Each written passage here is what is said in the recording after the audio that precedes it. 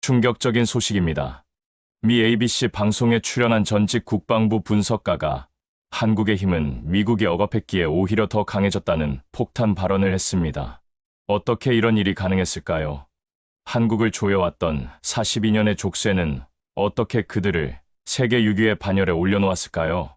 미국의 오만한 통제와 일본의 교활한 방해 공작 속에서 수도관 파이프로 미사일을 만들며 버텼던 나라. 마침내 스스로 신이 되기로 결심한 그들의 숨막히는 이야기가 지금 시작됩니다. 그 전에 잠깐 누르는데 1초도 걸리지 않는 좋아요와 구독 버튼을 눌러주시면 영상 제작에 아주 큰 힘이 됩니다. 그럼 오늘의 사연 시작합니다. 2025년 2월 포브스가 세계 강대국 순위 6위에 대한민국을 올리자 미국 워싱턴 정가가 술렁이기 시작했습니다. 한때 자신들이 통제하던 국가가 일본마저 추월했다는 사실에 그 누구도 이 현상을 제대로 설명하지 못하고 있었어요. 세계 최강대국 미국의 수도 워싱턴은 그야말로 혼란 그 자체였습니다. 영향력 지수, 경제력, 군사력, 기술 혁신, 문화적 영향력 등 모든 지표를 종합해 산출한 이 순위에서 한국이 일본을 제치고 6위에 오른 것은 국제정치의 판도를 완전히 바꿔놓았죠. 미국 1위, 중국 2위, 러시아 3위, 인도 4위, 독일 5위에 이어 한국이 6위, 프랑스 7위, 일본 8위, 영국 9위, 이탈리아 10위 순이었습니다. 특히 일본을 추월했다는 사실이 전 세계의 이목을 집중시켰어요. 미국 상원 외교위원회에서는 긴급 청문회까지 열렸습니다. 위원장 마이클 버넷 상원 의원은 어떻게 한국이 이런 위치에 올 수 있었는지, 우리 정보기관들은 무엇을 하고 있었는지 날선 질문을 던졌죠. CIA 국장은 난처한 표정으로 여러 요인이 복합적으로 작용했다는 애매한 답변만 반복했습니다. 백악관 국가안보회의 NSC에서도 특별 태스크포스가 구성되었어요. 한국의 부상이 미국의 아시아 전략에 미치는 영향을 분석하기 위한 팀이었습니다. 갑작스러운 변화에 미국의 정책 결정자들은 당혹감을 감추지 못했죠. 그 사건 이후 저는 한 방송에 섭외 연락을 받았고 출연하게 되었습니다. ABC 방송국의 특별 프로그램 인사이드 디펜스에 빨간불이 들어왔습니다. 방송국 직원들까지 긴장된 분위기 속에서 초를 세고 있었습니다. 5, 4, 3, 2, 1. 오네요. 스튜디오의 불이 환하게 켜지고 마이크 앵커의 카리스마 넘치는 목소리가 흘러나왔습니다. 시청자 여러분, 안녕하십니까? ABC 특별 프로그램 인사이드 디펜스의 마이크 캐슬린입니다. 오늘은 정말 특별한 방송을 준비했습니다. 최근 포브스의 세계 강대국 순위 발표 이후 많은 분들이 궁금해하시는 질문이 있을 겁니다. 어떻게 한국이 세계 6위 강대국이 될 수 있었는가? 오늘 이 질문에 대한 충격적인 답을 들려드리겠습니다. 카메라가 천천히 저에게로 이동했습니다. 저는 긴장된 마음을 가라앉히려 깊게 숨을 들이마셨습니다. 오늘 특별한 손님을 모셨습니다. 존 해리슨 씨, 미 국방부에서 40년 넘게 근무하신 베테랑 군사 분석가이시죠. 최근 포브스의 충격적인 발표에 대해 어떻게 생각하십니까? 저는 목을 가다듬었습니다. 이 순간을 위해 오랫동안 준비해왔습니다. 42년간 제 가슴속에 묻어두었던 진실을 드디어 말할 수 있는 기회였으니까요. 솔직히 말해서 충격적이지 않습니다. 오히려 필연적인 결과라고 봐야죠. 스튜디오가 순간 조용해졌습니다. 제 대답이 예상 밖이었나 봅니다. 마이크 앵커의 눈이 커졌고 프로듀서들은 서로를 쳐다보며 놀란 표정을 지었습니다. 필연적이라뇨? 한국이 일본을 제치고 세계 6위 강대국이 된 것이 당연하다는 말씀이신가요? 그렇습니다. 이건 우연이 아닙니다. 모든 것은 1970년대 후반부터 시작된 거죠. 저의 확신에 찬 목소리에 스튜디오의 공기가 긴장감으로 가득 차기 시작했습니다. 제가 던진 작은 돌멩이가 앞으로 거대한 파문을 일으킬 것임을 예감할 수 있었죠. 갈등의 핵심은 K방산이었습니다. 폴란드, 호주, 이집트 등 전 세계에 한국산 무기가 불티나게 팔려나가고 있었어요. 지난해 폴란드는 무려 230억 달러 규모의 K2 전차, FA-50 경공격기 계약을 체결했습니다. 호주는 K9 자주포를, 이집트는 K9과 K2를 대량 구매했죠. 단순한 숫자만 보더라도 놀랍습니다. 제가 계속해서 말했습니다. 한국의 방산 수출액은 2023년에 235억 달러, 2024년에는 275억 달러에 이르렀습니다. 불과 10년 전만 해도 연간 30억 달러 수준이었는데 말이죠. 9배 이상 성장한 겁니다. 마이크 앵커가 준비된 자료를 보여주었습니다. 화면에는 세계 방산 수출국 순위가 나타났습니다. 1위 미국 1120억 달러, 2위 러시아 650억 달러, 3위 프랑스 410억 달러, 4위 중국 320억 달러, 5위 한국 275억 달러. 5년 전만 해도 10위권 밖이었던 한국이 어느새 5위로 올라와 있었습니다. 어떻게 40년간 미사일 족쇄에 묶여있던 나라가 갑자기 세계 최강 수준의 무기를 만들어내는 걸까요? 마이크가 물었습니다. 스튜디오 화면에는 폴란드 바르샤바에서 열린 K2 전차 인수식 장면이 나왔습니다. 폴란드 정부 관계자가 활짝 웃으며 한국 국방부 장관과 악수하는 모습이었죠. 그 옆으로 독일과 프랑스 관계자들의 굳은 표정이 대비되었습니다. 폴란드는 독일의 레오파드 전차 대신 한국의 K2 전차를 선택했고, 이는 유럽 방산 시장에 큰 충격을 주었습니다. 독일과 프랑스는 폴란드가 유럽 무기를 선택할 것이라 확신했습니다. 제가 설명했습니다. 하지만 폴란드는 성능과 가격, 납기 모든 면에서 우수한 한국 무기를 선택했죠. 독일 레오파드 전차는 납품까지 5년이 걸리는데 반해 한국은 1년 만에 첫 전차를 인도했습니다. 이게 바로 한국 방식입니다. 마이크가 고개를 끄덕였습니다. 놀라운 속도네요. 그런데 존 씨, 이런 성공이 어떻게 가능했던 걸까요? 이에 대한 답을 드리기 위해 저는 오늘 이 자리에 나왔습니다. 여러분은 미국이 42년간 외면해온 불편한 진실을 마주해야만 합니다. 저는 존 해리슨입니다. 1970년대 후반부터 국방부에서 근무하며 한미미사일 지침의 탄생을 직접 목격했던 베테랑 군사분석가죠. 예일대학교에서 국제관계학 박사 학위를 받은 후 1976년 국방부에 입사했습니다. 처음에는 동아시아 안보 분석관으로 시작해 점차 승진을 거듭했죠. 한국, 일본, 중국 등 동아시아 지역 전문가로서 수많은 정책 결정 과정에 참여했습니다. 이제 은퇴를 앞둔 시점에서 저는 그동안 침묵해왔던 진실을 말씀드리려 합니다. 그것이 제 양심에 대한 의무라고 생각하기 때문입니다. 40년이 넘는 직업생활 동안 저는 많은 기밀 정보를 다루었고 중요한 결정들을 목격했습니다. 그 중에서도 한국과 관련된 미국의 정책은 항상 제 마음에 무거운 짐으로 남아 있었습니다. 제 사무실 벽에는 지금도 1979년 한미미사일 지침 서명식 사진이 걸려 있습니다. 당시 저는 그 자리에 있었고 그 결정이 얼마나 불공정한지 직감적으로 느꼈지만 말할 수 없었습니다. 이제는 진실을 말할 때가 되었습니다. 존 씨, 그 불편한 진실이란 무엇인가요? 마이크가 몸을 앞으로 기울이며 물었습니다. 저는 잠시 침묵했습니다. 이제 돌아갈 수 없는 강을 건너려는 참이었으니까요. 워싱턴의 많은 사람들이 저를 배신자로 볼 것입니다. 하지만 진실은 말해져야 했습니다. 그 이야기를 하기 전에 먼저 과거로 돌아가야 합니다. 1978년 9월 26일 한국이 백곰 미사일을 발사했던 그날로 말이죠. 스튜디오의 화면은 흑백 영상으로 바뀌었습니다. 1978년 9월 한국국방과학연구소 ADD가 개발한 백곰 미사일이 하늘로 치솟는 장면이었습니다. 당시로서는 놀라운 기술적 성취였죠. 1978년 9월 26일 제가 펜타곤에서 근무한 지 얼마 되지 않았을 때였습니다. 그날 아침 상황실이 갑자기 소란스러워졌어요. 한국에서 중거리 미사일 시험 발사에 성공했다는 보고가 들어온 거죠. 백곰이라 불리는 이 미사일은 사정거리가 180km에 달했습니다. 그날 아침은 평소와 다름없이 시작되었습니다.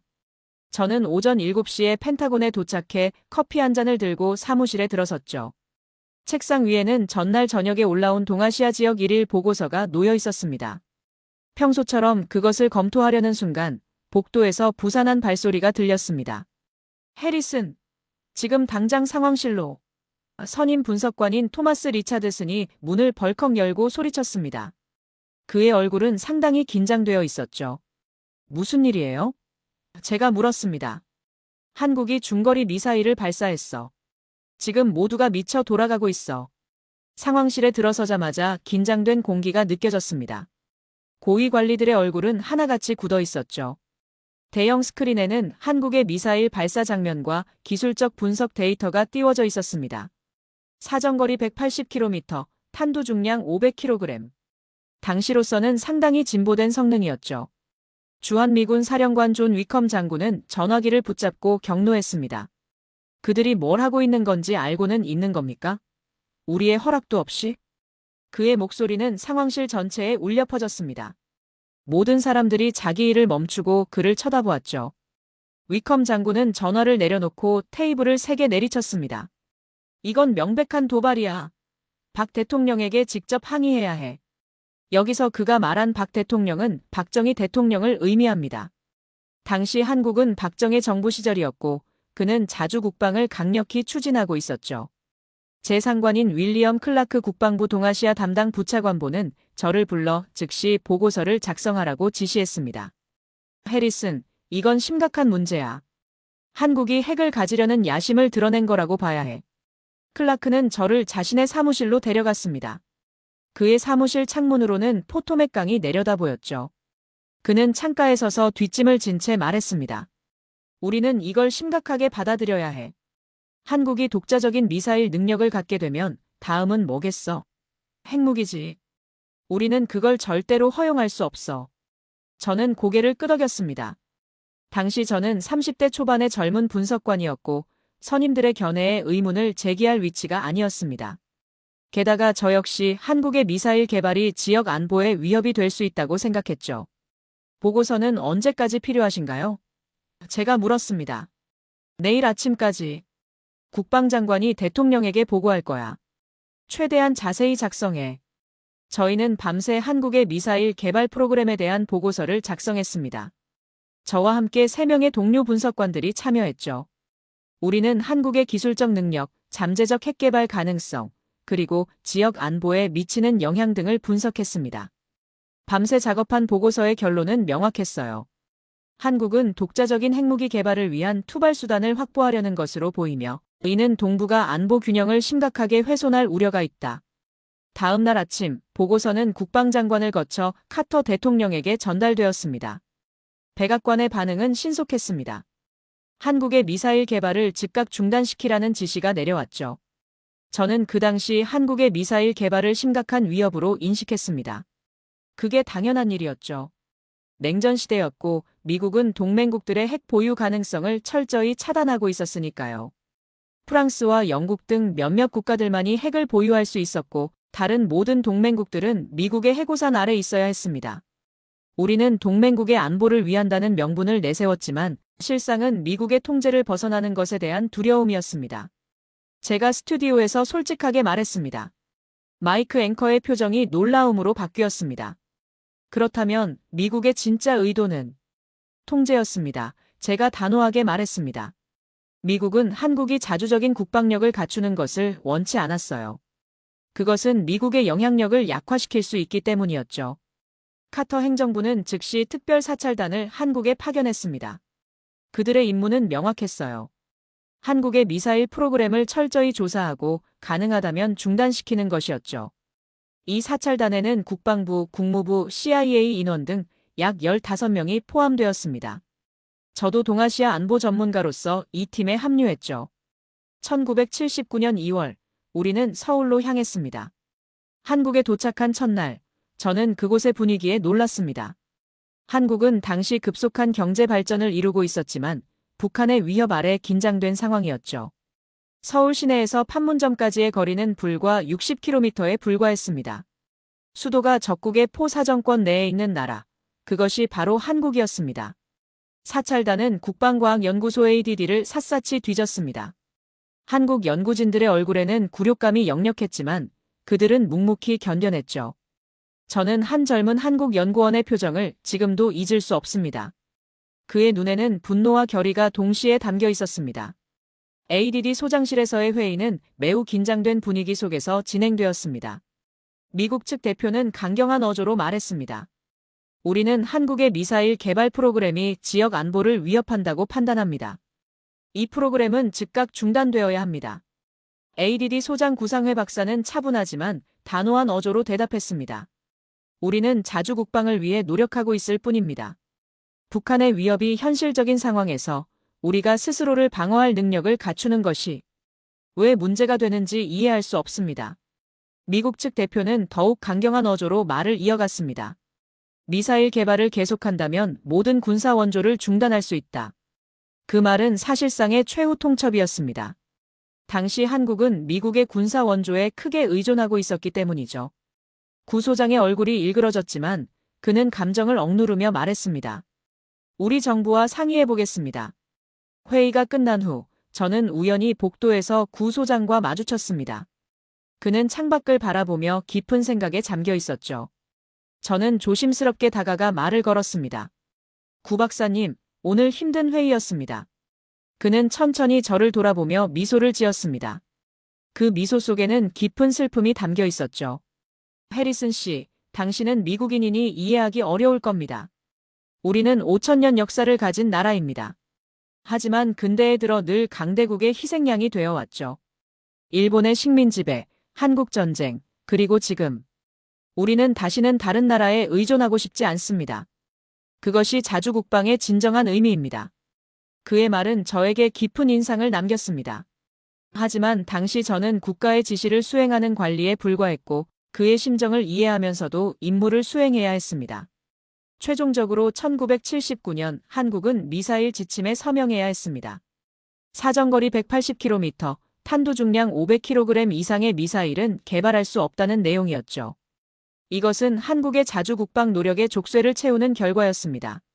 서명식이 열린 서울의 한 호텔 회의실, 한국 측 대표의 손이 미세하게 떨리는 것을 저는 놓치지 않았습니다. 그는 펜을 들고 잠시 망설였지만 결국 미국의 압박 앞에 서명을 해야 했습니다. 그 순간 저는 미국의 힘이 얼마나 압도적인지 그리고 동시에 그 힘을 어떻게 사용하고 있는지에 대해 처음으로 의문을 품기 시작했습니다. 그런데 이 문제는 미국만의 문제가 아니었습니다. 제가 설명을 이어갔습니다. 당시 일본 언론은 한국의 핵개발 의혹을 적극적으로 부추겼고 소련 국방성은 성명을 내며 경고했죠. 스튜디오 화면에는 당시 일본 신문들의 헤드라인이 나타났습니다. 한국 핵무기 개발 의혹, 박정희의 위험한 도박, 동북아 안보 위협하는 한국의 야심 등의 제목이 눈에 띄었습니다. 일본은 겉으로는 미국의 정책을 지지하면서도 뒤로는 미국 의회에 한국의 군사적 팽창은 아시아의 안정을 해친다는 정보를 흘리며 한국의 손발을 묶는 데 일조했습니다. 한 일본 고위 관리는 비공식 석상에서 한국이 일본을 군사적으로 앞지르는 것을 결코 용납할 수 없다고 말했다는 보고도 있었어요. 1979년 초 저는 도쿄에서 열린 동북아 안보회의에 참석했습니다. 그곳에서 일본 외무성의 한 고위 관리와 대화할 기회가 있었죠. 한국의 미사일 개발에 대해 어떻게 생각하십니까? 제가 물었습니다. 그는 주변을 살핀 후 낮은 목소리로 대답했습니다. 솔직히 말해서 우리는 매우 우려하고 있습니다. 한국이 고도의 군사기술을 보유하게 되면 지역 균형이 깨질 수 있어요. 게다가 그들의 역사적 감정을 고려하면 아시잖아요. 과거의 일들로 인해 그들은 우리에게 좋지 않은 감정을 갖고 있습니다. 그의 말에서 저는 일본의 진짜 속내를 읽을 수 있었습니다. 그들은 한국이 군사적으로 강해지는 것을 원치 않았던 거죠. 그것은 일본의 지역 내 우위를 위협할 수 있기 때문이었습니다. 일본은 미국 의회에 로비를 펼치기도 했습니다. 1979년 4월 일본 정부는 미 의회 관계자들을 도쿄로 초청해 동북아 안보 세미나를 개최했죠. 그곳에서 그들은 한국의 미사일 개발이 지역 안보에 미치는 위협을 집중적으로 부각시켰습니다. 중국 역시 한반도의 군사적 균형이 깨지면 지역 안보에 위협이 될 것이라며 한국의 미사일 개발에 반대 입장을 표명했습니다. 북한은 말할 것도 없었죠. 남조선 괴뢰들의 도발적 행위라며 강하게 비난했습니다. 한국은 그야말로 사면초가였습니다. 주변 강대국 모두가 한국의 자주국방 노력을 어떻게든 꺾으려 했던 거죠. 그 속에서 한국은 완전히 고립되어 있었습니다. 당시 저는 미사일 지침 강화를 지지했던 인물입니다. 저 역시 한국이 독자적인 힘을 갖는 것은 동북아의 군사 균형을 깨뜨리는 위험한 일이라고 진심으로 믿었습니다. 그것이 미국의 국익이라 생각했죠. 저는 예일대학교에서 국제관계학을 전공했고 학교 시절부터 동아시아 안보 문제에 관심이 많았습니다. 제 박사 논문 주제도 냉전시대 동북아시아의 군사적 균형이었죠. 국방부에 들어간 것도 이 분야에 기여하고 싶다는 생각 때문이었습니다. 학창시절 저의 지도교수였던 로버트 길핀 박사는 강대국 정치의 현실주의적 접근을 강조했습니다. 그의 이론에 따르면 국제관계는 궁극적으로 강대국들의 이익에 의해 좌우된다는 것이었죠. 저는 이러한 관점에서 동아시아 정책을 바라보았고, 미국의 영향력 유지가 지역 안보에 필수적이라고 믿었습니다. 저는 미국이 세계 평화를 위해 노력하는 선의의 강대국이라고 믿었습니다. 동맹국들의 안보는 미국이 책임져야 하는 것이고, 그들이 독자적인 군사력을 갖는 것은 오히려 지역 안보를 해칠 수 있다고 생각했죠. 그것이 당시 워싱턴의 주류 사고방식이었습니다. 제 사무실에는 헨리 키신저의 저서 디플로머시가 항상 책상 위에 놓여 있었습니다. 키신저의 현실주의적 외교 이론은 제 사고의 틀을 형성했죠. 그는 미국의 글로벌 리더십이 세계 안보의 핵심이라고 주장했고, 저는 그 생각에 깊이 공감했습니다. 하지만 시간이 지날수록 저는 이러한 이론과 현실 사이의 괴리를 느끼기 시작했습니다. 특히 한국과 같이 실존적 위협에 직면한 나라들에게 미국의 정책이 과연 도움이 되는지 의문이 들었죠. 제가 정의하는 반대 세력은 특정 인물이 아닌 미국의 대외 정책 그 자체였습니다. 이것은 개인의 문제가 아니라 시스템의 문제였어요. 동맹국의 성장을 억제하여 자국의 영향력과 무기, 판매 시장을 유지하려는 거대한 시스템이 작동하고 있었던 겁니다. 국방부, 국무부, 중앙정보국 CIA, 그리고 군산복합체가 하나의 거대한 이해관계로 얽혀 있었습니다. 그들의 목표는 명확했죠. 미국의 글로벌 영향력 유지와 확대였습니다. 이 시스템은 매우 교묘하게 작동했습니다. 표면적으로는 세계 평화와 안보를 위한다고 했지만 실제로는 미국의 이익을 최우선시했죠. 예를 들어 미국은 동맹국들에게 자국 무기를 판매하면서 동시에 그들이 독자적인 무기 개발 능력을 갖추지 못하도록 막았습니다. 국방부 내에서도 이러한 정책에 대한 비판적 목소리가 없었던 것은 아닙니다. 하지만 그런 의견은 대부분 무시되었죠. 제도적 관성과 기득권의 힘은 너무나 강했습니다. 미국은 동맹국들에게 우리가 당신들의 안보를 책임질 테니 과도한 군사력은 필요 없다는 메시지를 지속적으로 전달했습니다. 이는 표면적으로는 그럴듯했지만 실제로는 동맹국들을 통제하고 미국의 무기를 구매하도록 만드는 전략이었죠. 한국뿐만이 아니었습니다. 일본, 독일, 사우디아라비아 등 주요 동맹국들 모두 비슷한 상황에 처해 있었어요. 미국은 이들 국가의 독자적인 군사력 발전을 다양한 방식으로 통제하고 있었습니다. 일본의 경우 평화헌법이라는 제약이 있었고 독일은 나토 체제 내에서 군사적 자율성이 제한되었습니다. 사우디아라비아는 미국의 첨단 무기에 의존하도록 만들어졌죠. 모두 다른 방식이었지만 목적은 동일했습니다. 미국의 영향력 유지였죠. 그런데 1990년대, 제 생각에 균열이 생기기 시작했습니다. 제가 스튜디오에서 말을 이어갔습니다. 마이크 앵커가 관심을 보였습니다. 어떤 계기가 있으셨나요? 90년대 초 한국은 현무투 미사일을 개발하고 있었습니다. 사정거리 300km를 목표로 하는 프로젝트였죠. 이는 명백히 미사일 지침을 위반하는 것이었습니다. 당시 한국은 국방과학연구소 ADD를 중심으로 비밀리에 미사일 개발을 계속하고 있었습니다. 그들은 공식적으로는 민간 로켓 연구라고 주장했지만 미국 정보기관은 그것이 군사적 목적을 가진 미사일 개발이라는 사실을 알고 있었죠. 저는 국방부에서 한국 문제를 담당하는 책임자 중 한 명이었습니다. 동아시아 담당 국방부 부차관보의 특별보좌관으로서 한국과 관련된 모든 주요 보고서와 정책 결정에 관여했죠. 어느 날 책상 위에 놓인 기밀 문서를 보게 되었습니다. 그 내용은 충격적이었어요. 미국이 F-5 전투기와 K-1 전차의 부품 공급을 중단하겠다고 한국을 협박하는 내용이었습니다. 그 문서의 제목은 한국의 미사일 개발에 대한 대응 방안이었습니다.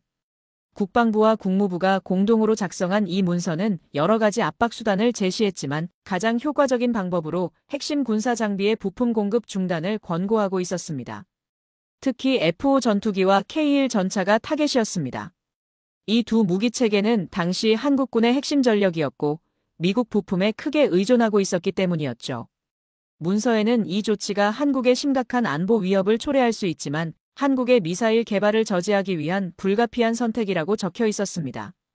동맹의 목에 칼을 들이대는 그 문서를 보고 저는 처음으로 우리가 잘못하고 있다는 생각을 지울 수 없었습니다. 그 순간 제 마음속에 큰 의문이 생겼습니다. 이것이 진정한 동맹의 모습인가? 우리는 한국을 보호한다고 하면서 실제로는 그들을 통제하려 하는 것이 아닌가. 그 문서를 읽고 난 후 저는 동료인 마이클 존슨을 찾아갔습니다. 그는 30년 가까이 국방부에서 근무한 베테랑이었고 제가 신뢰할 수 있는 몇 안 되는 사람 중 하나였죠. 마이클, 이거 좀 봐. 저는 그에게 문서를 건넸습니다. 그는 문서를 읽고 나서 깊은 한숨을 내쉬었습니다. 존, 이게 우리가 하는 일이야. 표면적으로는 세계 평화를 위한다고 하지만 실제로는 통제가 목적이지. 하지만 이건 잘못된 거 아닌가? 우리가 한국을 진정한 동맹으로 생각한다면 그들의 안보 우려를 이해해야 하는 것 아닐까? 마이클은 쓴웃음을 지었습니다. 세상이 그렇게 단순하면 좋겠지만 국제 정치는 항상 이익의 문제야. 미국의 이익은 동맹국들이 우리에게 의존하게 만드는 거지. 그들이 독립적으로 행동하는 게 아니야. 그의 말은 현실적이었지만 저는 마음이 불편했습니다. 이것이 정의롭고 공정한 외교 정책인지 의문이 들었기 때문이었죠. 한국은 당시 F-5 전투기와 K-1 전차 운용에 미국의 부품 공급이 절대적으로 필요한 상황이었습니다. 이런 약점을 이용해 한국의 미사일 개발을 저지하려는 전략이었죠. 저는 이 문서를 보면서 깊은 회의감을 느꼈습니다. 이것이 진정한 동맹의 모습인가? 라는 의문이 들었죠. 같은 시기, 미국은 미사일의 눈 역할을 하는 핵심 유도장치 칩의 한국 수출도 금지했습니다. 실리콘밸리의 한 기업 임원은 한국은 절대로 이 기술을 복제하지 못할 것이라며 비웃었습니다. 미 국방부 회의에서 그는 이렇게 말했죠. 그들에게는 적어도 10년은 필요할 겁니다. 그때까지 우리는 훨씬 더 앞서 있을 테고요. 그 임원의 이름은 로버트 윌슨이었습니다. 당시 실리콘밸리의 유명한 반도체 기업 CEO였죠. 그는 국방부 자문위원으로 활동하며 한국의 기술력을 과소평가하는 보고서를 여러 차례 제출했습니다. 1992년 5월 국방부에서 열린 한 회의에서 윌슨은 자신감에 차서 말했습니다. 한국은 기술적으로 우리보다 최소 15년은 뒤처져 있습니다. 그들은 복제는 잘하지만 혁신적인 기술을 개발할 능력은 없어요. 그들이 독자적으로 미사일 유도 시스템을 개발하는 것은 불가능합니다. 회의에 참석한 대부분의 사람들은 그의 의견에 동의했습니다. 한국의 기술력을 과소평가하는 것은 워싱턴의 일반적인 분위기였으니까요. 하지만 그들은 큰 오판을 하고 있었습니다. 하지만 그들은 몰랐습니다. 한국에는 세계 1위 반도체 기업 삼성전자가 있다는 사실을요. 당시 삼성전자는 이미 메모리 반도체 분야에서 세계적인 기업으로 성장하고 있었습니다. 1992년 삼성은 세계 최초로 64메모리 D램을 개발하며 기술력을 과시했죠. 그러나 미국은 여전히 한국을 모방만 하는 나라로 과소평가하고 있었습니다. 삼성의 연구원들은 군의 요청에 단결했습니다. 국방과학연구소 ADD와 삼성전자의 최고 엔지니어들이 비밀리에 팀을 구성했죠. 그들은 주말도 없이 연구에 매진했습니다. 한 삼성 연구원은 우리가 못할 이유가 없다며 팀을 독려했다고 합니다. 이 프로젝트를 이끈 이는 삼성전자의 황창규 박사였습니다. 그는 미국 매사추세츠 공과대학 MIT에서 전자공학 박사 학위를 받은 인물로 세계적 수준의 반도체 전문가였죠. 황 박사는 팀에게 이렇게 말했다고 합니다. 우리는 이미 세계 최고 수준의 메모리 반도체를 만들고 있습니다. 미사일 유도 칩도 충분히 만들 수 있어요. 오히려 이것은 우리의 기술력을 한 단계 높일 기회입니다. 연구팀은 철저한 보안 속에서 작업을 진행했습니다. 삼성의 기흥공장 내에 특별 연구실을 마련하고 극비리의 연구를 수행했죠. 연구원들은 가족들에게도 자신이 무슨 일을 하는지 말할 수 없었습니다.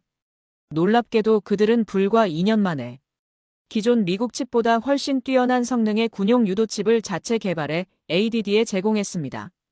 이는 K방산과 K반도체의 위대한 첫 합작이었죠. 미국의 제재가 오히려 한국의 기술 자립을 앞당긴 아이러니한 결과였습니다.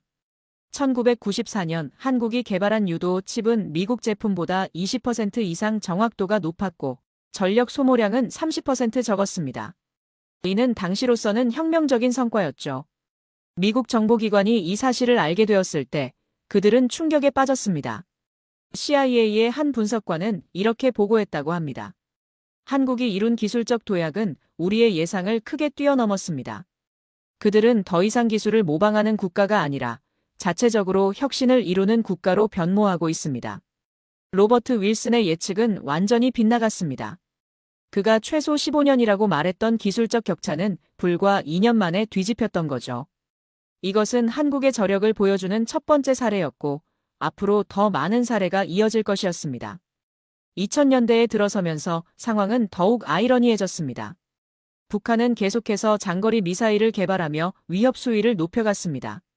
대포동 미사일은 사정거리가 1500km를 넘어섰고 결국 대륙간탄 도미사일 ICBM까지 개발하기에 이르렀죠. 2006년 7월 북한은 대포동2 미사일을 시험 발사했습니다. 비록 실패했지만 그 의도는 명확했죠. 사정거리 6000km 이상의 미사일을 개발하려는 것이었습니다. 이는 미국 본토까지 타격할 수 있는 거리였죠. 그런데 정작 한국은 미국과의 미사일 지침 때문에 손발이 묶인 채 아무것도 할 수 없었습니다. 북한의 위협에 대응하기 위한 미사일조차 마음대로 개발할 수 없었던 거죠. 2006년 당시 한국의 미사일 사정거리는 여전히 300km로 제한되어 있었습니다. 이는 북한 영토 전역을 커버하기에 부족한 거리였죠. 평양에서 한국 국경까지의 거리가 약 200km인 점을 고려하면 한국의 미사일은 북한 내륙 깊숙한 곳의 미사일 기지나 핵시설을 타격할 수 없었습니다. 한국 정부는 여러 차례 미사일 지침 개정을 요청했지만 미국은 번번이 이를 거부했습니다. 그 이후로 영내 군비 경쟁 우려를 들었지만 실제로는 한국의 독자적 군사력 성장을 저지하려는 의도가 숨어 있었습니다. 우리의 정책이 오히려 한반도의 불안을 키우고 있었습니다. 제가 자책하는 마음으로 말했습니다. 북한은 마음대로 미사일을 개발하는데 우리 동맹인 한국은 그럴 수 없었으니까요. 당시 저는 국방부 내에서 이 문제를 여러 차례 제기했습니다. 우리가 한국의 미사일 개발을 제한하는 것이 과연 지역 안보에 도움이 되는가? 라는 질문을 던졌죠. 하지만 대부분의 동료들은 전통적인 정책을 유지해야 한다는 입장이었습니다. 2007년 저는 한 내부 회의에서 이렇게 발언했습니다. 우리는 동맹국인 한국에게 불공정한 제약을 가하고 있습니다. 북한은 ICBM을 개발하는데 한국은 300km 미사일조차 자유롭게 개발할 수 없다니 말이 됩니까? 제 발언에 국방부 고위 관리 중 한 명이 이렇게 대답했습니다. 해리슨, 당신은 너무 감정적으로 접근하고 있어. 이건 한국의 안보만의 문제가 아니라 지역 전체의 안보 균형과 관련된 문제야. 한국의 미사일 능력이 강화되면 일본, 중국도 반응할 거고 그건 우리가 원하는 시나리오가 아니야. 그의 논리는 표면적으로는 그럴듯했지만 저는 여전히 불편한 마음을 떨칠 수 없었습니다. 특히 북한의 위협이 날로 커지는 상황에서 한국의 자위권을 제한하는 것은 도덕적으로도 전략적으로도 문제가 있다고 생각했기 때문이었죠. 그런데 이 시기에 저는 중요한 사실을 깨닫기 시작했습니다. 우리가 미사일에만 집착하는 동안 한국은 반도체, 전자, 배터리, 소프트, 파워 K컬처 등 모든 분야에서 세계 최고가 되고 있었습니다. 그들의 저력은 단지 무기에만 국한된 것이 아니었습니다. 2000년대 초 저는 한국을 방문할 기회가 있었습니다. 그곳에서 본 한국의 모습은 제가 상상했던 것과 완전히 달랐어요. 서울의 도시 인프라, IT 기술, 교통 시스템은 워싱턴보다 훨씬 앞서 있었습니다. 인천국제공항에 도착했을 때 저는 그 규모와 첨단 시설에 놀랐습니다. 자동화된 출입국 시스템, 빠른 수화물 처리, 효율적인 교통 연계 등 모든 면에서 당시 미국의 어떤 공항보다 뛰어났습니다. 서울 시내로 들어가는 길에 본 교통 시스템도 인상적이었습니다. 실시간으로 교통정보를 제공하는 디지털 표지판, 정확한 시간에 도착하는 대중교통, 그리고 곳곳에 설치된 무료 와이파이 등은 미국에서는 볼 수 없는 것들이었죠. 특히 놀라웠던 것은 반도체 산업이었습니다. 삼성과 SK 하이닉스의 공장을 방문했을 때 저는 말 그대로 충격을 받았습니다. 그들은 이미 세계 최고 수준의 기술을 보유하고 있었어요. 한 삼성 엔지니어는 자신감 넘치는 표정으로 말했습니다. 우리는 이제 미국을 따라가는 것이 아니라 함께 이끌어가고 있습니다. 삼성 화성 공장을 방문했을 때의 기억은 지금도 생생합니다. 당시 삼성은 세계 최초로 30나노 공정의 DRAM 생산에 성공한 상태였습니다. 엄청난 크기의 클린룸에서 수천 명의 엔지니어들이 첨단 기술 개발에 몰두하는 모습은 마치 미래의 한 장면을 보는 것 같았습니다. 공장을 안내하던 이진석 부장은 이렇게 말했습니다. 해리슨 씨, 우리는 이제 모방의 시대를 넘어 혁신의 시대로 들어섰습니다. 삼성의 메모리 기술은 세계 어디에도 뒤지지 않아요. 오히려 미국 기업들이 우리를 벤치마킹하고 있죠. 그의 말은 과장이 아니었습니다. 실제로 당시 인텔, 마이크론 같은 미국 기업들도 삼성의 메모리 기술을 높이 평가하고 있었으니까요. 배터리 기술도 마찬가지였습니다. LG화학과 삼성 SDI는 이미 세계 전기차 시장을 선도하고 있었죠. 한국의 배터리는 테슬라를 포함한 글로벌 전기차 업체들이 앞다퉈 구매하는 제품이었습니다. LG화학의 연구소를 방문했을 때 저는 그들이 개발 중인 차세대 배터리 기술에 대한 브리핑을 받았습니다.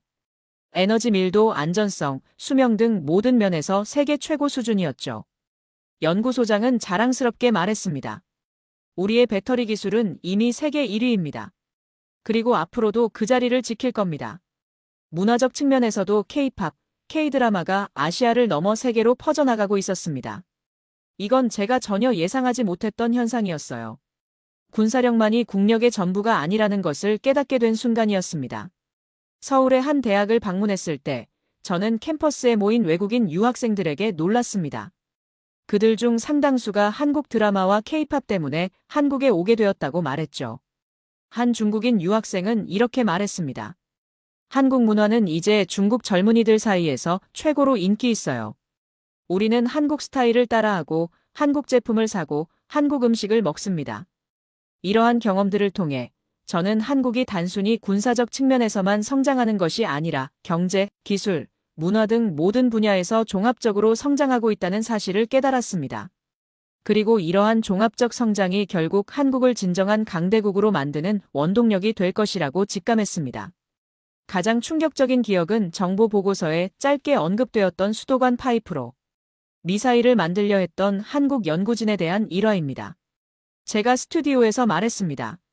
1980년대 중반 미국의 압박으로 한국의 미사일 연구가 거의 중단된 시기였습니다. 미사일 지침이 한창 강력하게 적용되던 때였죠. 한국 정부는 표면적으로는 미사일 개발을 중단한 것처럼 보였지만 실제로는 국방과학연구소 ADD를 중심으로 비밀 연구가 계속되고 있었습니다. 그런데 ADD의 일부 연구원들은 포기하지 않았어요. 그들은 일반 상수도 파이프를 구입해 비밀리에 미사일 동체를 제작하려 했습니다. 정보 보고서에는 단 한 줄로 적혀 있었어요. 한국의 연구진들이 수도관을 이용해 미사일 동체를 제작하려 한 정황이 포착됨. 대부분의 사람들은 이 문장을 그냥 지나쳤지만 저는 그 의미를 깊이 생각해 보았습니다. 이 보고서는 1985년 CIA가 작성한 것으로 한국의 미사일 개발 현황을 분석하는 30페이지짜리 문서의 각주에 불과했습니다. 하지만 그 짧은 문장이 제게는 깊은 인상을 남겼습니다. 수도관으로 미사일을 만든다니 얼마나 간절했으면 그런 시도를 했을까요? 그것은 단순한 기술적 문제가 아니라 절박한 안보 상황과 자주 국방에 대한 열망을 보여주는 상징적인 사례였습니다. 그 구절을 읽는 순간 저는 깨달았습니다. 이건 기술의 문제가 아니라 정신력의 문제라는 것을. 우리는 절대로 그들을 이길 수 없겠구나. 나중에 저는 이 일화에 대해 더 자세히 알게 되었습니다. 당시 ADD의 한 연구원이 미국 유학을 마치고 귀국한 후 미국의 감시를 피해 미사일 연구를 계속하기 위해 이런 아이디어를 냈다고 합니다. 그는 동료들에게 이렇게 말했다고 해요. 미국이 우리에게 미사일 장비를 팔지 않으면 우리가 직접 만들면 됩니다. 일반 상수도 파이프를 구입해 특수 처리하면 미사일 동체로 사용할 수 있습니다. 물론 이 시도는 기술적으로는 성공하지 못했습니다. 일반 파이프는 미사일 동체에 필요한 고압, 고열을 견디지 못했기 때문이었죠. 하지만 그 불굴의 의지는 결국 한국이 세계적인 방산 강국으로 성장하는 밑거름이 되었습니다. 어떤 상황에서도 포기하지 않는 정신, 그것이 한국의 진정한 힘이었습니다. 그 연구원의 이름은 이상윤 박사로, 그는 나중에 한국 최초의 순수 국산 미사일 현무의 개발을 이끈 인물이 되었습니다. 그는 한 인터뷰에서 이렇게 말했다고 합니다. 당시 우리는 아무것도 없었습니다. 하지만 반드시 자체 미사일을 개발해야 한다는 일념 하나로 모든 어려움을 극복했습니다. 제 주장을 뒷받침하기 위해 90년대 ADD에 기술 자문을 했던 한 독일 노엔지니어의 회고록을 소개하고 싶습니다. 그 독일 전문가는 이렇게 썼습니다. 나는 세계 여러 나라의 미사일 개발을 도왔지만 한국인들처럼 독한 이들은 본 적이 없다. 그들은 아무것도 없는 상태에서 모든 것을 만들었다. 나는 독일에 돌아와 보고서에 썼다. 진짜 괴물은 동쪽에 있으며 그들이 깨어나면 세상은 놀라게 될 것이라고. 하지만 아무도 내 말을 믿지 않았다. 이 독일 엔지니어의 이름은 한스 밀러였습니다. 그는 1990년대 초 ADD의 자문 엔지니어로 2년간 일했죠. 미사일 추진체 전문가였던 그는 유럽 우주국과 독일 항공우주센터에서 오랫동안 근무한 경력을 가진 인물이었습니다. 밀러는 한국에 도착했을 때 매우 회의적이었다고 합니다. 그는 자신의 회고록에서 이렇게 썼습니다. 처음에 나는 한국인들이 얼마나 빨리 배울 수 있을지 의문이었다. 첨단 로켓 기술은 수십 년의 경험이 필요한 분야인데 그들은 거의 백지 상태에서 시작했기 때문이다. 하지만 그의 회의적인 시각은 곧 놀라움으로 바뀌었습니다. 그들의 학습 능력은 믿을 수 없을 정도였다. 내가 한 번 설명한 것은 즉시 이해하고 적용했다. 밤낮 없이 일하는 그들의 모습은 나를 감동시켰다. 때로는 내가 아침에 사무실에 도착하면 그들이 밤새 문제를 해결하고 새로운 질문들을 준비해 놓고 있었다. 특히 인상적이었던 것은 한국 연구진들의 창의적인 문제 해결 능력이었습니다. 밀러는 이렇게 회상했습니다. 어느 날 특수 합금이 필요했는데 미국의 수출 제한으로 구할 수 없었다. 다음 날 한국 연구진들은 자체적으로 유사한 성능의 합금을 개발해냈다. 나는 그것이 어떻게 가능한지 물었고 그들은 밤새 연구했다고 단순히 대답했다. 그는 한국을 떠나기 전 ADD 소장에게 이렇게 말했다고 합니다. 당신들은 10년 안에 세계적인 미사일 기술을 보유하게 될 것입니다. 그리고 20년 후에는 세계를 놀라게 할 것입니다. 그의 예언은 정확했습니다. 20년이 지난 지금 한국은 세계 방산 시장을 뒤흔들고 있으니까요. 시간은 흘러 2010년대 후반 한국의 기술력은 더 이상 지침으로 억누를 수 없는 수준에 도달했습니다. 한국은 이미 자체 기술로 사정거리 800km의 미사일을 개발했고 그 성능은 미국의 미사일에 결코 뒤지지 않았습니다. 2017년 한국은 현무투시 미사일의 시험 발사에 성공했습니다. 사정거리 800km, 정확도 오차 범위 1m 이내의 놀라운 성능을 갖춘 미사일이었죠. 이는 세계 최고 수준의 정밀도였습니다. 미국 국방정보국 DIA의 분석에 따르면 현무투시는 미국의 ATACMS 미사일보다 정확도가 높고 러시아의 이스칸데르 미사일과 대등한 성능을 갖추고 있었습니다. 이는 한국의 미사일 기술이 이미 세계 최고 수준에 도달했음을 의미했죠. 지침을 유지할 것인가, 폐기할 것인가를 두고 국방부와 국무부 내에서 극심한 논쟁이 벌어졌습니다. 저는 이 논쟁의 중심에 있었죠. 2018년 초 국방부에서는 미사일 지침 재검토를 위한 특별 태스크포스가 구성되었습니다. 저는 오랜 경험과 한국 문제에 대한 전문성을 인정받아 이 태스크포스의 핵심 멤버로 선정되었습니다. 태스크포스는 국방부, 국무부, 백악관 국가안보회의의 NSC 인원들로 구성되었고 여러 차례의 회의를 통해 미사일 지침의 미래를 논의했습니다. 의견은 크게 두 갈래로 나뉘었습니다. 한쪽에서는 미사일 지침을 계속 유지하면 한미동맹에 심각한 균열이 생길 것이라고 주장했습니다. 다른 쪽에서는 지침을 폐기하면 동북아 군비 경쟁이 촉발될 것이라며 반대했죠. 한 회의에서 국무부의 고위 관리는 이렇게 주장했습니다. 미사일 지침을 폐기하면 일본과 중국이 즉각 반발할 것입니다. 특히 일본은 자신들도 무기 개발 제한을 완화해달라고 요구할 가능성이 높고 이는 지역 안보 구조 전체에 영향을 미칠 수 있습니다. 반면 국방부의 한 장성은 이렇게 반박했습니다. 한국은 이미 세계적인 미사일 기술을 보유하고 있습니다.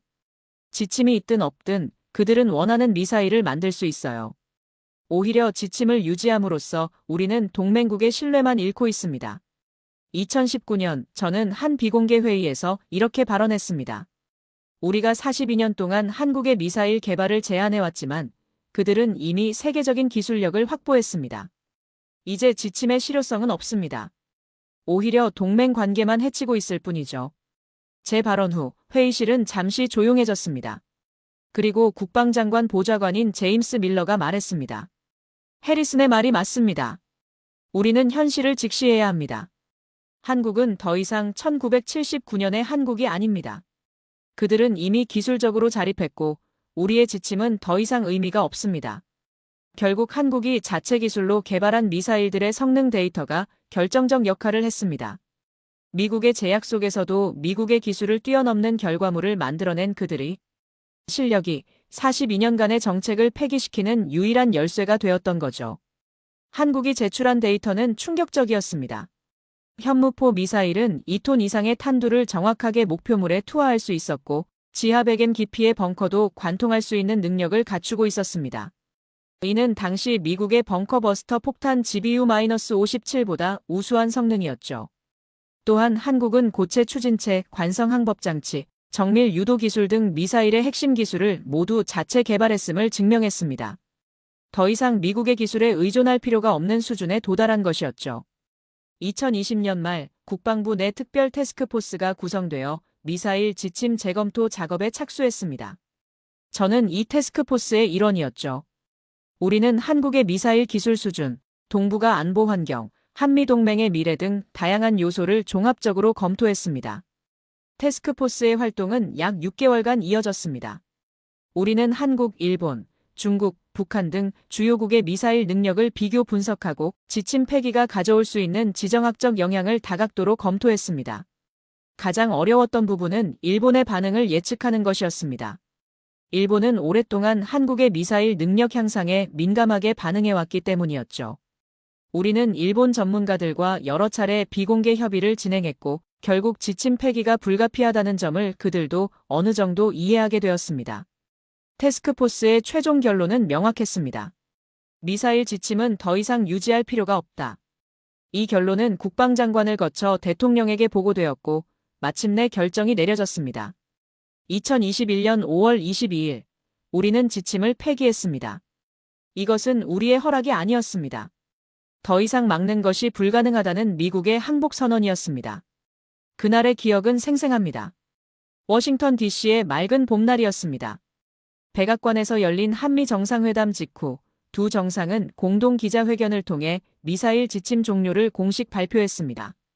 백악관과 펜타곤의 분위기는 복잡했습니다. 공식적으로는 한미동맹 강화를 위한 결정이라고 발표했지만 내부적으로는 더 이상 한국을 통제할 수 없게 되었다는 인식이 지배적이었죠. 회견 직후 국방부에서는 긴급회의가 소집되었습니다. 회의실은 긴장된 분위기였습니다. 일부 고위 관리들은 여전히 이 결정에 불편한 기색을 보였죠. 이것으로 우리는 한국에 대한 중요한 레버리지를 잃게 되었다. 한 고위 장성이 말했습니다. 그때 국방장관이 단호하게 대답했습니다. 우리는 이미 그 레버리지를 잃은 지 오래입니다. 한국은 더 이상 우리의 통제를 필요로 하지 않습니다. 그들은 파트너로서 우리와 함께 가야 할 나라입니다. 한국 측의 반응은 차분했습니다. 그들은 이미 자체 기술로 원하는 미사일을 개발할 수 있는 능력을 갖추고 있었으니까요. 지침 폐기는 단지 그들의 능력을 공식적으로 인정하는 의미였을 뿐입니다. 한국 국방부 장관은 기자회견에서 이렇게 말했습니다. 이번 결정은 한미동맹이 보다 성숙하고 대등한 관계로 발전하는 중요한 이정표가 될 것입니다. 한국은 책임 있는 방식으로 미사일 능력을 발전시켜 나갈 것입니다. 저는 그날 사무실로 돌아와 창밖을 오랫동안 바라보았습니다. 42년간 유지되었던 정책이 마침내 역사 속으로 사라진 순간이었죠. 감정이 복잡했습니다. 한편으로는 안도감을 느꼈고 다른 한편으로는 과연 우리의 정책이 옳았던 것인가라는 의문이 들었습니다. 창밖으로 보이는 펜타곤의 거대한 건물들과 그 너머로 펼쳐진 워싱턴의 모습은 여전히 웅장했습니다. 하지만 무언가가 변했다는 느낌이 들었어요. 미국은 여전히 강대국이지만 더 이상 모든 것을 통제할 수는 없는 세상이 되었다는 것을 깨달은 순간이었습니다. 다시 ABC 방송 스튜디오. 마이크 앵커가 물었습니다.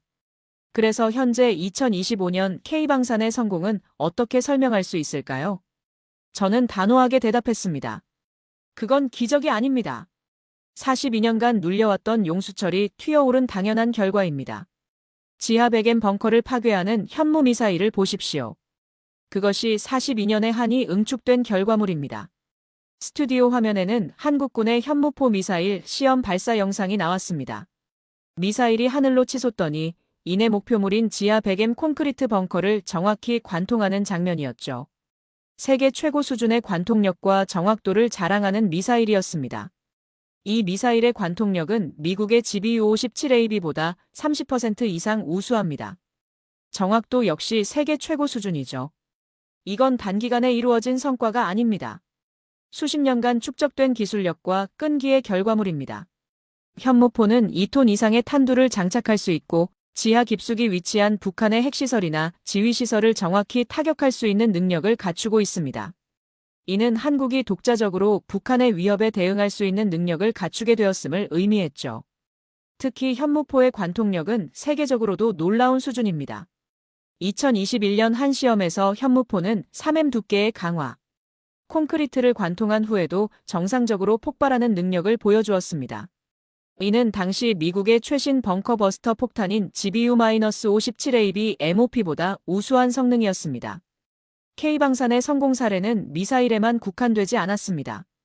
K2 흑표 전차는 세계 최고 수준의 기동력과 화력을 갖추고 있었고 KF-21 전투기는 4.5세대 전투기 중 최고 성능을 자랑했습니다. K9 자주포는 이미 세계 시장의 70%를 장악하고 있었죠. K2 흑표 전차를 보십시오. 제가 계속해서 설명했습니다. 독일의 레오파드, 미국의 에이브럼스, 프랑스의 르클레르와 어깨를 나란히 하는 세계 최고의 전차입니다. 자동장 전장치, 능동 방어 시스템, 첨단 화력 통제 장치 등 모든 면에서 최고 수준이죠. K2 흑표 전차는 현재 폴란드, 이집트, 터키 등에 수출되고 있으며 그 성능은 세계 각국의 군사 전문가들로부터 극찬을 받고 있습니다. 특히 폴란드는 레오파드 전차 대신 K2를 선택했는데 이는 유럽 방산 시장에서 큰 이변으로 받아들여졌습니다. KF-21 전투기 역시 놀라운 성과였습니다. 한국이 독자 개발한 이 전투기는 F-16보다 성능이 우수하면서도 F-35보다 유지비가 훨씬 저렴하다는 장점을 갖추고 있었습니다.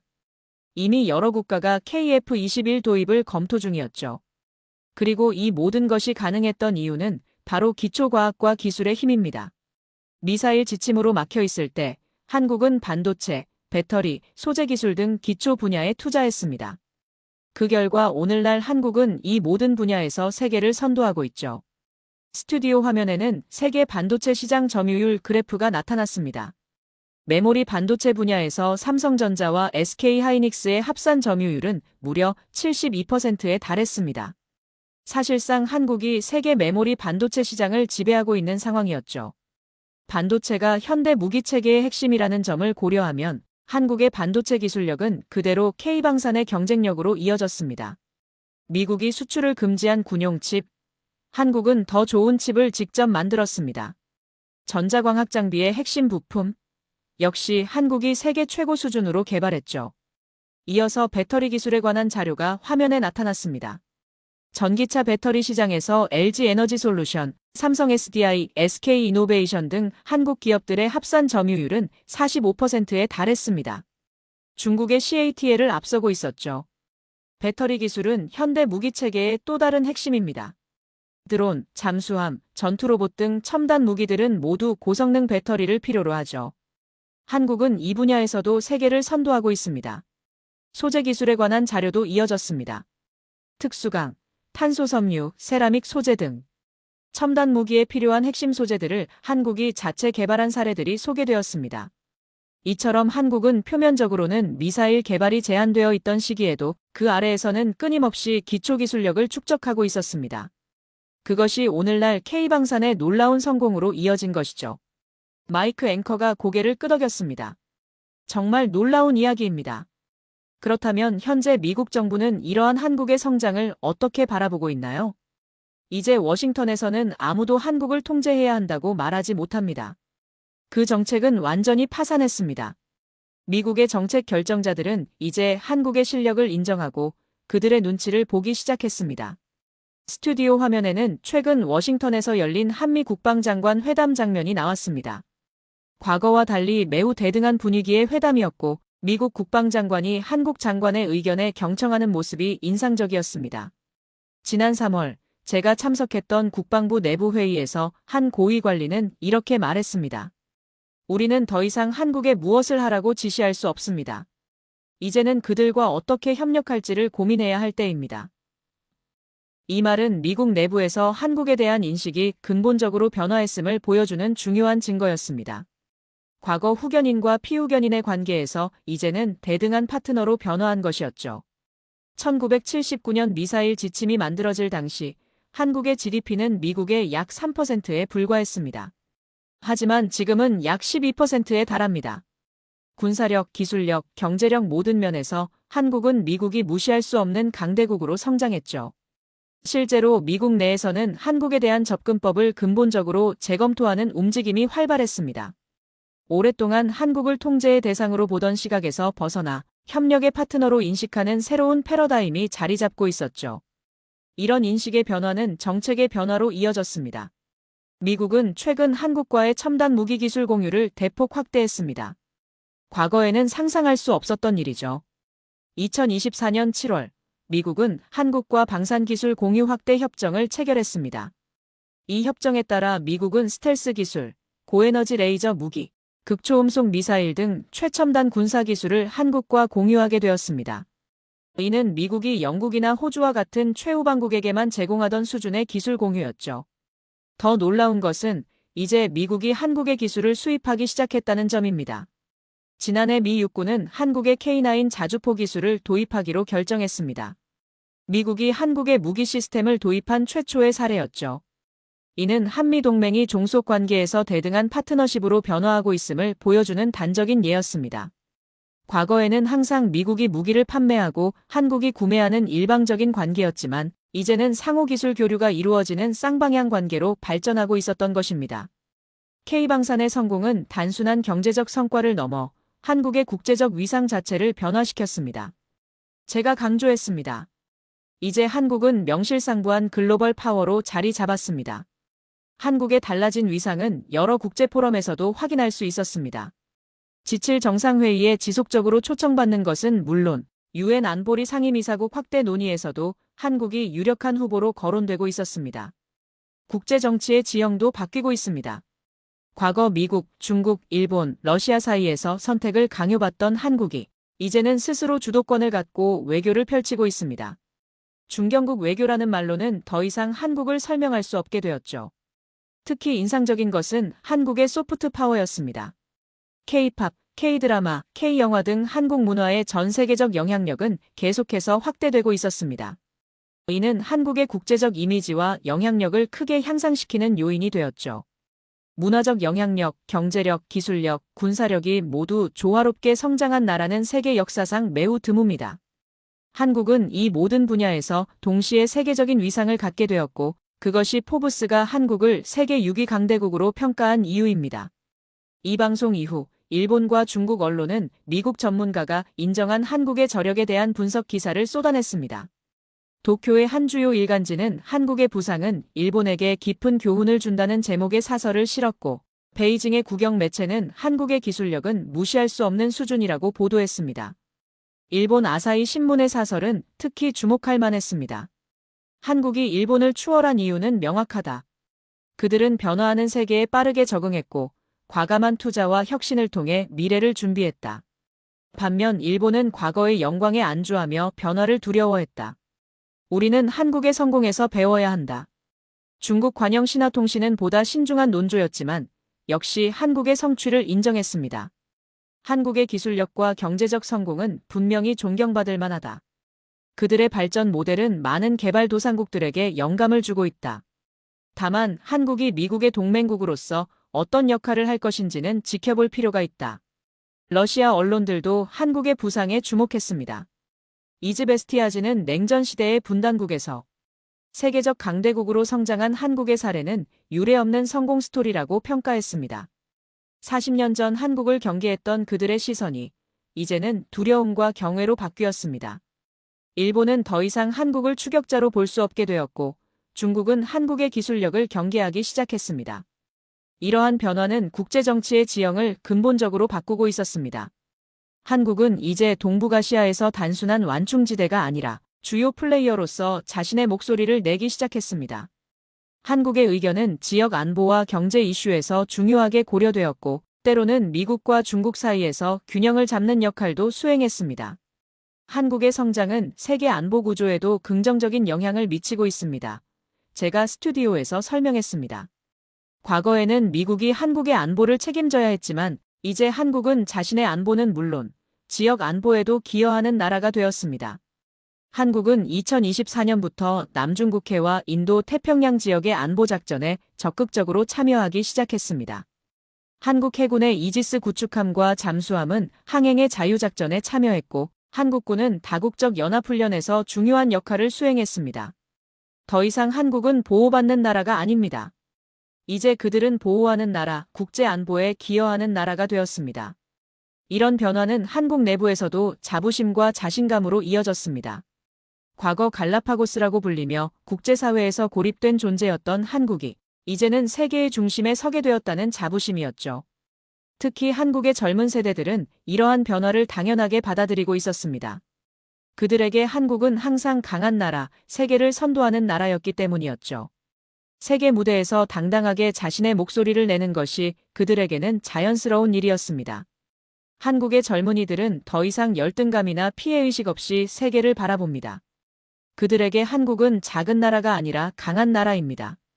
이러한 자신감이 앞으로도 한국의 성장을 이끌 것입니다. 마지막으로 마이크 앵커가 물었습니다. 존 씨, 오늘 이 모든 이야기를 공개하신 이유는 무엇인가요? 저는 잠시 생각에 잠겼다가 대답했습니다. 한국의 역사는 증명합니다. 불행의 연속을 오직 실력으로 뚫고 피와 땀으로 기적을 만들어내는 나라. 오늘 제가 이 모든 것을 고백하는 이유는 단 하나입니다. 더 이상 진실을 외면할 수 없기 때문입니다. 한국은 진짜 강대국입니다. 저는 진심을 담아 말을 이어갔습니다. 제가 40년 넘게 미국 정부에서 일하면서 많은 나라들을 분석했지만 한국만큼 놀라운 나라는 없었습니다. 한반도 분단, 한국전쟁, 독재 정권, 아시아 금융위기, 지정학적 고립. 그 어떤 역경도 한국을 막지 못했습니다. 특히 놀라운 것은 한국이 이룬 성취가 외부의 도움 없이 오히려 많은 제약과 방해 속에서 이루어졌다는 점입니다. 미국의 미사일 지침, 일본의 견제, 중국의 압박, 북한의 위협. 그 모든 장애물을 뛰어넘은 거죠. 제 목소리에는 감동과 존경이 묻어났습니다. 이것은 단순한 분석가의 평가가 아니라 40년 넘게 한국을 지켜본 한 인간의 진심 어린 고백이었습니다. 한국의 성공 비결은 결국 사람입니다. 어떤 상황에서도 포기하지 않는 끈기, 더 나은 미래를 향한 열망, 그리고 무엇보다 우리도 할 수 있다는 자신감. 그것이 한국을 세계 6위 강대국으로 만든 원동력입니다. 스튜디오는 순간 정적에 휩싸였습니다. 마이크 앵커의 눈에 감동의 빛이 어렸습니다. 그는 마이크를 바라보며 말했습니다. 정말 놀라운 고백이었습니다. 42년간의 한미 관계의 진실을 들려주셔서 감사합니다. 앵커는 시청자들을 향해 말했습니다. 오늘 방송은 한국의 놀라운 성장 스토리와 그 배경에 숨겨진 진실을 들을 수 있는 특별한 시간이었습니다. 존 해리슨 씨의 용기 있는 고백은 우리에게 많은 것을 생각하게 합니다. 카메라가 다시 저를 비추었습니다. 저는 시청자들을 향해 말했습니다. 여러분, 오늘 이 이야기가 단지 과거에 대한 반성으로 끝나지 않기를 바랍니다. 이것은 미래에 대한 희망의 메시지이기도 합니다. 한국이 이룬 성취는 불가능을 가능으로 바꾸는 인간 정신의 위대함을 보여줍니다. 그리고 그 정신은 지금도 계속되고 있습니다. 한국은 이제 더 큰 도전에 직면해 있습니다. 세계 6위 강대국으로서 그들은 더 많은 책임과 역할을 요구받게 될 것입니다. 기후변화, 에너지 위기, 인공지능 시대의 윤리적 문제 등 인류가 직면한 거대한 도전들에 한국이 어떤 해답을 제시할지 저는 무척 기대하고 있습니다. 저는 확신합니다. 한국은 이러한 도전들에도 훌륭하게 대응할 것입니다. 그들의 창의력, 혁신 능력, 그리고 불굴의 의지는 인류의 미래를 밝게 할 것입니다. 여러분도 이 놀라운 여정에 함께 하시길 바랍니다. 이 영상이 마음에 드셨다면 좋아요와 구독, 그리고 여러분의 생각을 댓글로 남겨주세요. 다음 영상에서는 한국의 첨단 기술이 어떻게 세계의 미래를 바꾸고 있는지에 대해 더 깊이 다루겠습니다. 여러분의 많은 관심 부탁드립니다. 감사합니다. 방송이 끝나고 스튜디오를 나오면서 저는 어떤 해방감을 느꼈습니다. 42년간 가슴속에 품어왔던 진실을 마침내 세상에 공개한 후의 홀가분함이었을까요? 아니면 한국이라는 나라가 모든 역경을 딛고 일어서는 모습을 지켜본 증인으로서의 자부심이었을까요? 어쩌면 둘 다일지도 모릅니다. 한 가지 확실한 것은 이제 세계는 한국을 다른 시선으로 바라보게 되었다는 사실입니다. 그리고 그것이 바로 제가 오늘 이 이야기를 한 이유입니다. 방송 이후 저의 이메일과 전화는 쉴 새 없이 울렸습니다. 세계 각국의 언론사들이 인터뷰를 요청했고 정치인들과 전문가들은 저의 분석에 대한 의견을 구했습니다. 심지어 몇몇 대학에서는 강연 초청도 왔습니다. 하지만 가장 의미 있었던 것은 한국인들로부터 받은 메시지들이었습니다. 많은 한국인들이 저에게 감사의 말을 전했습니다. 그들은 자국의 역사를 새로운 시각에서 바라볼 수 있게 해준 것에 대해 고마워했습니다. 한 한국 대학생은 이렇게 썼습니다. 해리슨 선생님, 저는 항상 한국이 미국의 도움으로 성장했다고 생각했습니다. 하지만 선생님의 이야기를 듣고 우리가 얼마나 많은 제약 속에서도 스스로의 힘으로 일어섰는지 깨달았습니다. 이제 저는 우리나라가 더욱 자랑스럽습니다. 또 다른 한국의 중년 남성은 이런 메시지를 보냈습니다. 저는 70년대, 80년대를 살아온 사람입니다. 그 시절 우리가 얼마나 가난하고 무시당했는지 기억합니다. 그런데 이제 우리나라가 세계 6위 강대국이라니. 눈물이 납니다. 진실을 말해주셔서 감사합니다. 이러한 메시지들을 읽으며 저는 제가 한 일이 옳았다는 확신을 갖게 되었습니다. 때로는 불편한 진실이라도 그것을 인정하고 받아들이는 것이 더 나은 미래를 위한 첫걸음이기 때문입니다. 저는 이제 한국을 주제로 한 책을 쓰기로 결심했습니다. 제목은 용의 깨어남 한국이 세계를 바꾸는 방법입니다. 이 책을 통해 더 많은 사람들이 한국의 놀라운 이야기를 알게 되기를 바랍니다.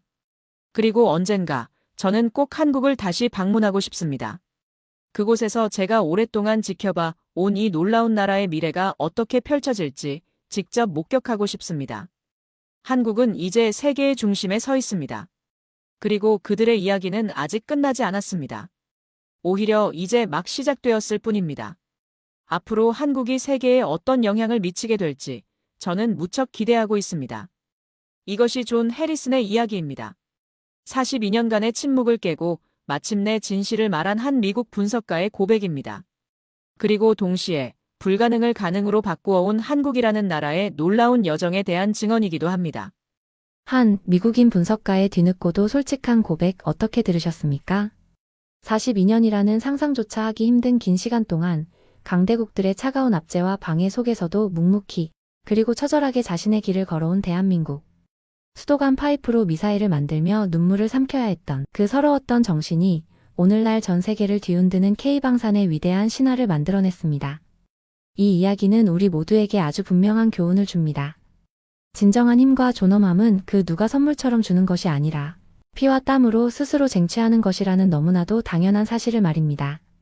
이 위대한 대한민국의 이야기에 가슴속 깊은 곳에서부터 뜨거운 자긍심이 차오르셨다면 지금 바로 채널 구독과 좋아요, 그리고 소중한 사람들에게 공유하여 더 많은 분들과 이 벅찬 감동을 함께 나눠주시길 바랍니다. 여러분이 남겨주시는 뜨거운 응원의 댓글 하나하나가 저희에게는 대한민국만큼이나 강력한 힘이 됩니다. 시청해주셔서 진심으로 감사합니다.